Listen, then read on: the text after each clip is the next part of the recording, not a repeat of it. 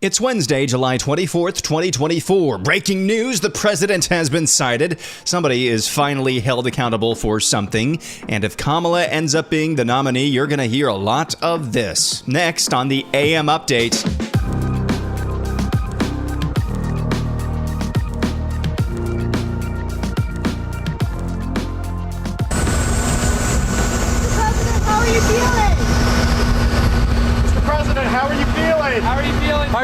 That is the sounds and sights, if you could watch this, of Joe Biden making his first public appearance in Dover, Delaware on his way back to the White House just yesterday afternoon. He was peppered with questions from reporters in the press pool there and answered none of them. He looked visibly confused at one point when he landed in Washington, D.C. when he was asked why he dropped out of his re-election race. Biden is expected to address the nation at 7 o'clock tonight, Central Time, 8 Eastern. It's unclear what he's going to address other than his ongoing dementia, health issues, and dropping out of his re-election bid. The director of the Secret Service resigned yesterday in the aftermath of the assassination attempt on former President Donald Trump that unleashed an outcry about how the agency failed in its core mission to protect the current and former presidents. Kimberly Cheadle, who had served as Secret Service director since August of 2022, faced growing calls to resign and several investigations into how a gunman was able to get so close to the Republican presidential nominee at an outdoor campaign rally in Pennsylvania. She said in an email to staff obtained by media, quote, "I take full responsibility for the security lapse. In light of recent events, it's with a heavy heart. I've finally made the difficult decision to step down as your director." It is not often, especially in Washington, D.C., that you see people taking accountability for their actions or failures. She is the head of that agency, and that agency failed. She admitted so much, and now she's taking responsibility and stepping down. That's a good thing. Speaking of Donald Trump, he's going to be meeting with Prime Minister of Israel, Benjamin Netanyahu, at Mar-a-Lago today. In a post on Truth Social, Trump said, quote, "Looking forward to welcoming Bibi Netanyahu at Mar-a-Lago in Palm Beach. During my first term, we had peace and stability in the region, even signing the historic Abraham Accords, and we'll have it again. Just as I've said in discussions with President Zelensky and other world leaders in recent weeks, my peace through strength agenda will demonstrate to the world that these horrible, deadly wars and violent conflicts must end.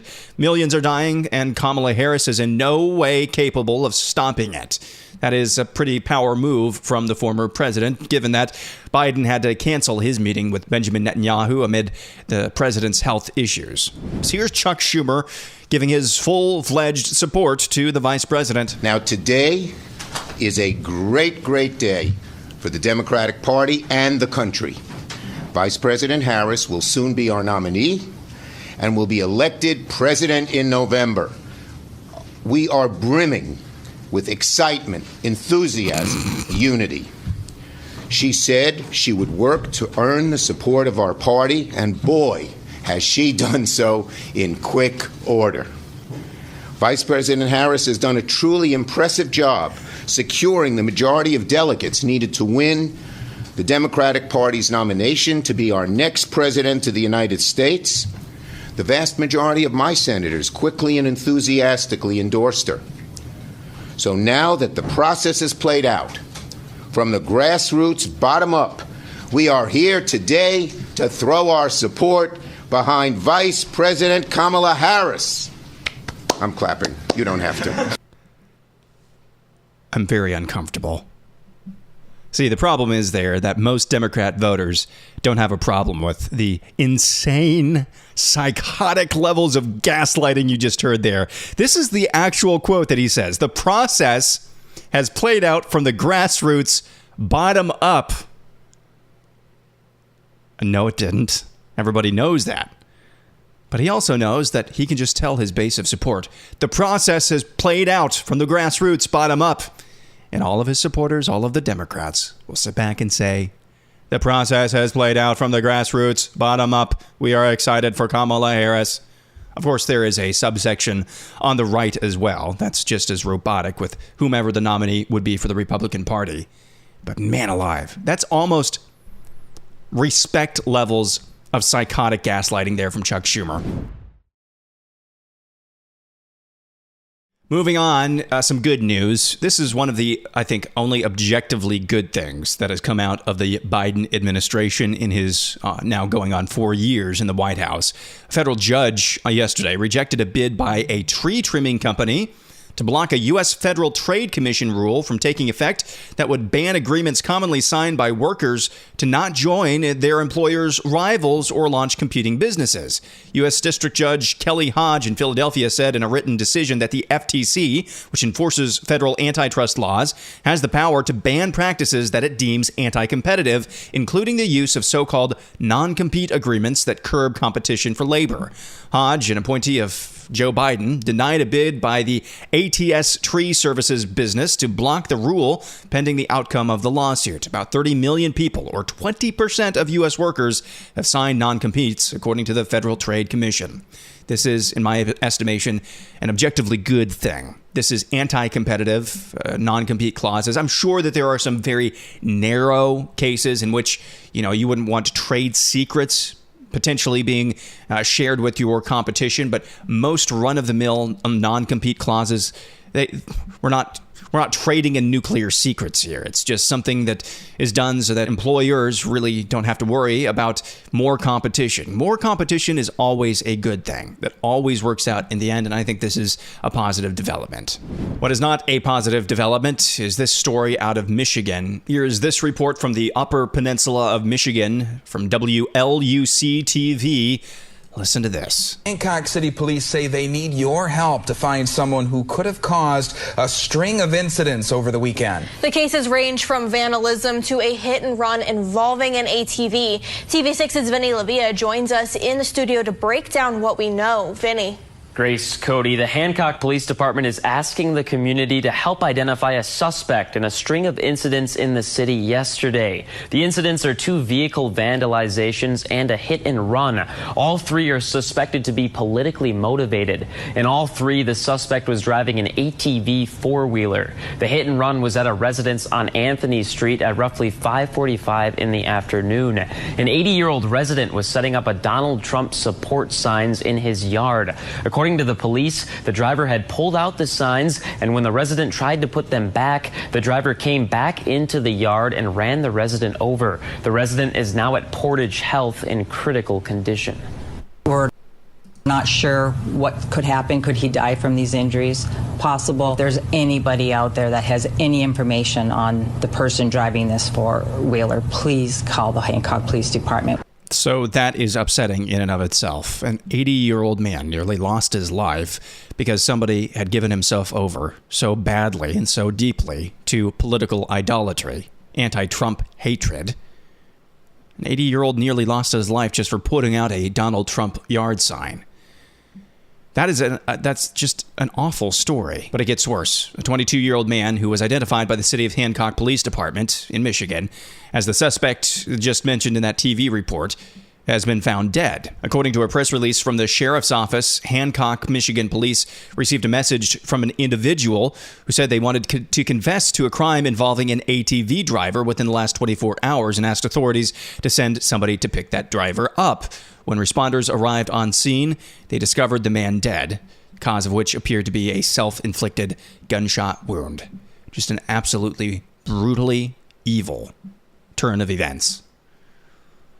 Imagine giving yourself over to political idolatry to that level, that you nearly kill somebody else and then you take your own life as well. It need not be like that for any of us. It could be for any of us, but it need not be like that. So regardless of how you feel and how I feel or how others feel on any given day about any given news, remember to keep yourself centered on things that matter the most. Keep first things first. Personalities come and go. The Word of God is here forever. Center yourself on that. And now for something completely different, here's an explosion.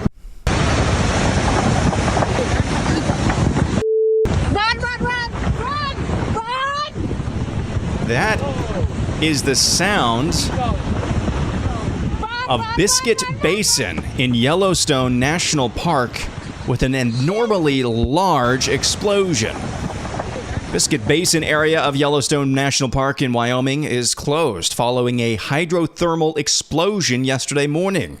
Biscuit Basin adds parking lot and boardwalks about 2 miles northwest of the Old Faithful geyser are temporarily closed for safety reasons. No injuries were reported after that incident, which occurred near the Sapphire Pool around 10 a.m. local time. Investigators have yet to determine how much damage has occurred. According to the U.S. Geological Survey, hydrothermal explosions are violent and dramatic events resulting in the rapid ejection of boiling water, steam, mud, and rock fragments. They occur where shallow interconnected reservoirs of fluid with temperatures at or near the boiling point underlie thermal fields. It's a lot of gobbledygook. It basically means something got really hot, a lot of stuff got really hot really quick and exploded randomly. And boy, watching some of the videos that came out of that incident, it is a wonder, a small miracle. Nobody was hurt. And finally, if Kamala Harris ends up being the nominee, you're going to hear a lot of what you're about to hear. This is a new attack ad from Pennsylvania Senate candidate Dave McCormick. He produced this ad after his Democrat opponent, Bob Casey, endorsed Kamala Harris. Philip Wegman from Real Clear Politics posted this video from McCormick the other night and said in a tweet, quote, "Republican operative texts me this McCormick ad and says, what voters down ballot will be seeing in every Senate race from Nevada to Pennsylvania until November." Take a listen to this. Kamala Harris is inspiring and very capable. The more people get to know her, they're going to be particularly impressed by her ability. The nonpartisan GovTrack has rated you as the most liberal senator. I am prepared to get rid of the filibuster to pass a Green New Deal. There's no question I'm in favor of banning fracking. Would you ban offshore drilling? Yes. What is the solution for voters in the fossil fuel industry? Giving the workers an ability to transition. We're not going to treat people who are undocumented across the border as criminals. That's correct. Raise your hand if you think it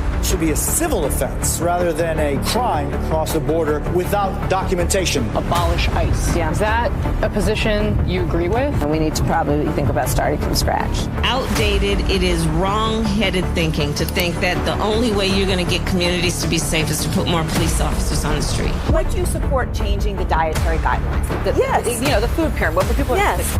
To reduce red meat specifically. Yes. People who are convicted in prison, like the Boston Marathon bomber, on death row, people who are convicted of sexual assault, they should be able to vote? I think we should have that conversation. We have to have a buyback program, and I support a mandatory buyback program. So for people out there who like their insurance, they don't get to keep it? Let's eliminate all of that. Let's move on.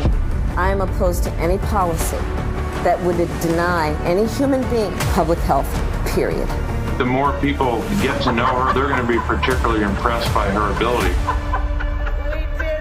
We did it, Joe. That is, again, an ad produced by Dave McCormick running for Senate as a Republican in the Keystone State in Pennsylvania. And according to Philip Wegman over at Real Clear Politics, he says a Republican operative texted him that ad and said this is what voters are going to be seeing from Nevada to Pennsylvania until November. That's a devastating ad. And it's devastating because it focuses on the issues. The little flares about her laugh and the little weird tics that she employs often, those are just kind of frosting. But it's devastating. It is all the worst weird policies that nobody likes from the Democrats rolled into 1 minute and 30 seconds. If Republicans can actually keep things on the issues and drill down on the issues like this and where the key differences actually are between them and the Democrats, they might just have a chance to actually make this a more successful election. Might be a chance. I hope others follow the lead. Again, the issues were the key thing there. Yeah, there were some cackles, there was some laughter, but that was just kind of a frill. That wasn't the main issue. Keep it on the issues. That's all for this Wednesday. I'll be back at it again tomorrow. I'm Aaron McIntyre, and this is the AM Update.